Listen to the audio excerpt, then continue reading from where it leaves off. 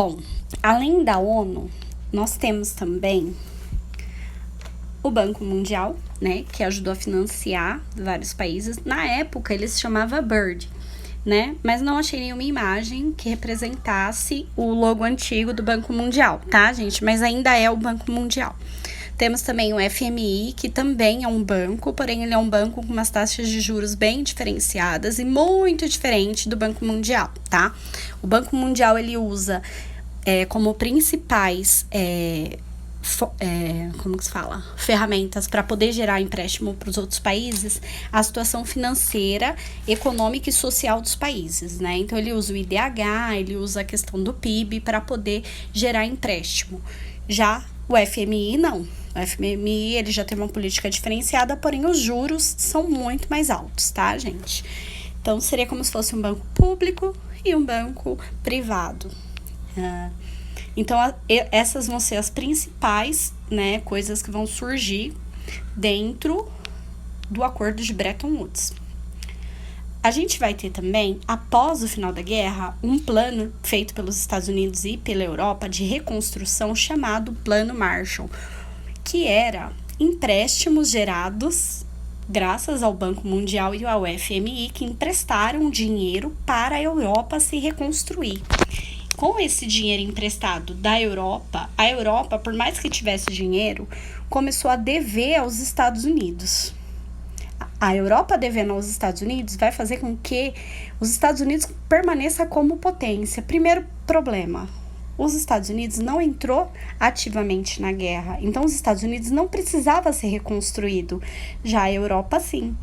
Então, por mais dinheiro que a Europa tivesse, a Europa ainda devia aos Estados Unidos e os Estados Unidos se manteve potência por muito tempo.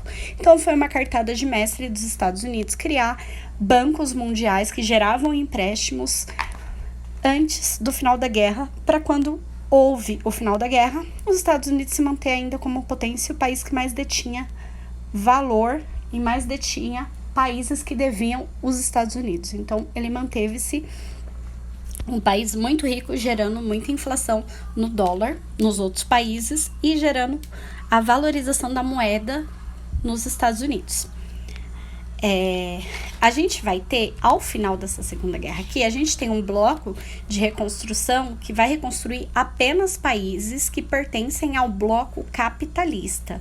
Países que são dominados pelo bloco capitalista, onde o país potência que cuida é os Estados Unidos. Porém, nessa época, nós temos outro país potência, que vai ser a União Soviética, composta de 22 outros países, tá bom, galera? A União Soviética, ela tá bem aqui. Esse bloco em vermelhinho, esse em azulzinho seria os Estados Unidos. E o restante do mundo dividido entre um e outro. Durante a Guerra Fria, a gente vai ter uma parte do mundo se desenvolvendo de uma maneira econômica e outra parte do mundo se desenvolvendo de outra maneira econômica. Isso vai gerar diferenças sociais em determinados lugares, uns para mais e outros para menos. Não vou entrar nesse mérito, porque o vídeo aqui agora não é específico, eu estou falando de regionalização. Então, a gente vai ter uma divisão regional mundial diferente por conta da Guerra Fria. A Guerra Fria, ela vai ocorrer no final da Segunda Guerra Mundial e vai pegar até meados de 1989, 90, 91, que é quando vai acabar realmente. Em 89, a gente vai ter quase todos os países da União Soviética caindo fora do bloco soviético e restando apenas 3 países. Cada país vai saindo aos pouquinhos, até o final realmente da União Soviética em 1991, tá bom, pessoal?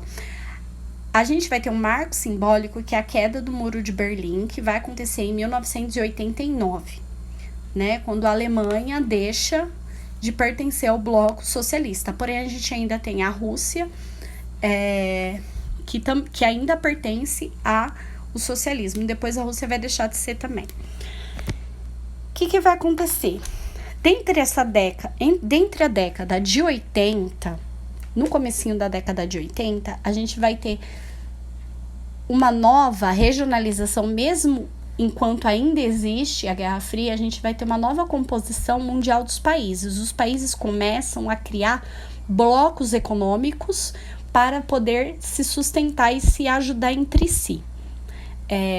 Em 1994, 96, agora eu preciso pesquisar certinho para não dar data errada para vocês. A gente vai ter um bloco que vai aonde nós colocamos o nosso território, que é o Brasil, que é o Mercosul. Tá bom, pessoal? Aqui é uma imagem voltando para a questão da Guerra Fria. Foi uma guerra ideológica onde não houve conflito direto de nenhuma das duas potências. É uma corrida armamentista, então ao mesmo tempo que os Estados Unidos se desenvolve em questão de guerra, a União Soviética também, ela também produz armamentos, ela também produz tecnologias para a guerra, e quando a gente fala em produção de guerra, a gente não fala só em armamentos e bombas, a gente fala também em tecnologia, em computadores, em GPS, em satélites, tá? Então, são tecnologias que avançam para espionagem. Então, o complexo militar, ele é um complexo que não produz apenas armamentos, mas todo tipo de tecnologia que a gente tem hoje em dia foi dada graças ao desenvolvimento de alguma guerra ou de alguma tecnologia militar que depois de velha foi passada para a gente, tá? E aí a indústria compra, a Apple compra, a Samsung compra e por assim em diante. Ponto. E aí, no finalzinho da década de 80, até hoje em dia, nós temos essa composição aqui de divisão mundial. Nós não temos apenas duas potências mundiais, nós temos a nova ordem mundial, que é composta, a nova ordem da divisão dos territórios mundiais, que é composta por bipolares. São vários países que são detentores dos seus blocos. Então, nós temos aqui o Mercosul, onde o país principal que está dentro do Mercosul e que cuida dos outros países é o Brasil, né? Essa composição do Mercosul já foi mudada algumas vezes, né?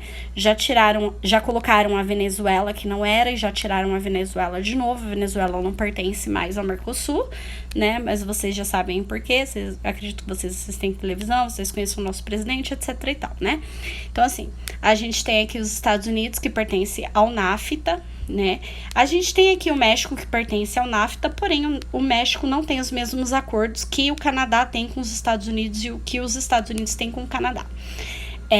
Vocês sabem que aqui na região do Mercosul existe livre circulação de fronteiras, então nós conseguimos ir para o Paraguai, para o Uruguai, para a Argentina livremente, né, pessoal? Porém, sem precisar de visto, né? Porque existe um acordo de livre comércio, então as fronteiras elas mudam aqui, existe uma territorialidade, uma divisão territorial, porém essa divisão territorial ela é super diferente de bloco para bloco, né? Com exceção aqui do NAFTA, onde mesmo o México pertencendo ao NAFTA, não existe livre fronteira entre o México e os Estados Unidos, vocês sabem muito bem. Porém, tirando essa composição, se você entra dentro da União Europeia, você consegue viajar por toda a União Europeia com apenas um visto. É a mesma coisa uma pessoa que pega um visto, sei lá, daqui uma pessoa que mora na França, vai vir para o Brasil, ele vai pegar um visto do Mercosul e não um visto do Brasil. Então, hoje em dia, a configuração territorial dos países, ela é outra.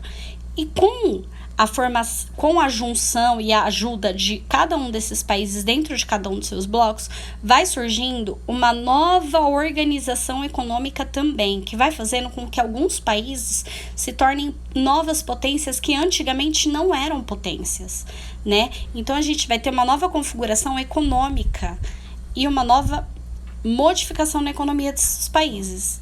Então, a partir de agora, a gente vai ter países que são divididos, países pobres, ricos, vão ser divididos com uma nova classificação. E essa nova classificação eu vou falar no próximo vídeo, que não vai ser hoje, porque tá muito cansativo, né, galera? Então, assistam os 2 vídeos, né, que eu vou anexar os 2 em um. Façam as 2 atividades que eu vou passar. E no final dessa semana ainda eu vou produzir outro vídeo para vocês explicando sobre os blocos, sobre a nova organização econômica, tá? Então, eu vou falar sobre países emergentes, países periféricos, países centrais, PIB, renda per capita, IDH e globalização. Beijão, galera. Morrendo de saudade de vocês.